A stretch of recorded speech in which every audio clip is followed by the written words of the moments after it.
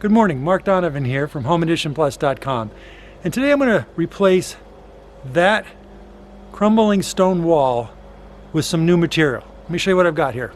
So I'm going to replace all those rocks that were making up that crumbling stone wall with these landscape pavers. As you can see here, the previous owner of this property made an attempt to kind of make a raised bed using some existing stone on the property, and it's in pretty rough shape. And what we're going to do today is replace that with those new landscape pavers that I just showed you. So with any type of project like this, it really starts with the foundation. And so after I remove all these old rocks, I'm going to basically put in a very shallow trench. This is all compact sand in here that's been here basically because of the property soil type. But we're going to basically level that sand out. I've got a little additional sand material, kind of a bedding material for these pavers. We're going to level that all out, make sure it's perfectly flat, and then we'll put our first tier in. We've got to make sure that whole first row or tier is perfectly level across the whole length of the retaining wall. Otherwise, as I build up, you're going to see waves in the retaining wall. That's something I don't want to have happen.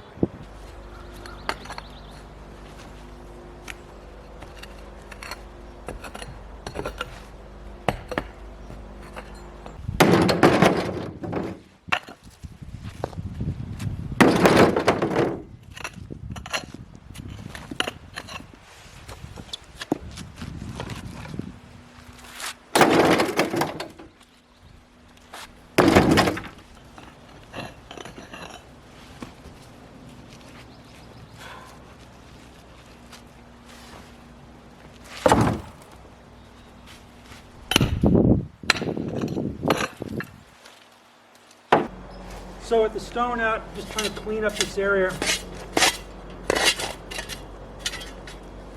smooth it down, and then we'll get some sand in it.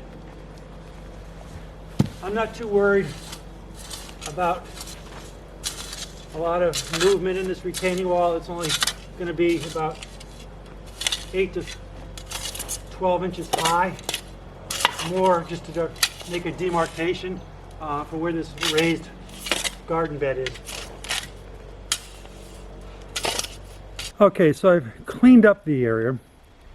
It's fairly level, but I'm going to get a level and a string and a couple sticks to see if I've dug deep enough up on the right far end here. I really want to have that first tier level all the way across because everything is based off that. Now that I put all the stakes in, I'm going to run a string line around all of them and use that as that string line as my reference to ensure that all of the pavers that are going in are going to be level to that particular string line. And my lowest point appears to be over here on the far left, and so I've got to work from there and make sure the top of the first tier touches the top of that string line that I'm about to put in, and it stays that way for all the other pavers that I put in along that first tier.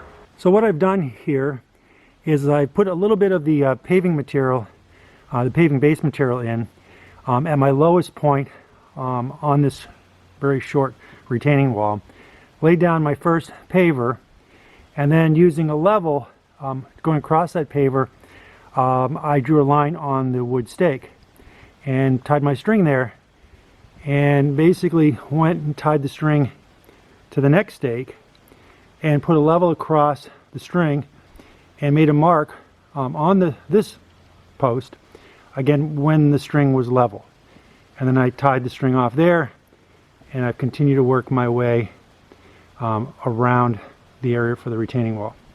Well, as you can see, it started to rain here, but I did get the first tier in.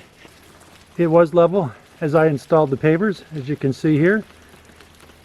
And now I'm going to put on the second tier just to see what it looks like, and then I'm going to probably call it a day with this rain. Continuing to put this second tier on, I shifted the second tier half a paver so I get a nice running pattern. Well, I've gone as far as I can go for today. It's been raining out for the past hour, and I actually ran out of pavers. I have ran about 6 pavers short, so I'm going to go pick them up tomorrow. and then I will go kind of backfill around the pavers behind, and the project will be done. So we'll let you see what it looks like here tomorrow when I wrap up the project. So I completed the retaining wall this morning. I had about 6 or 7 more pavers to get. I installed them, then I backfilled around the back side and even the front side with a little topsoil to dress it up. We're going to need to get some new mulch. We'll put that in here, and then this raised garden area will be ready for planting.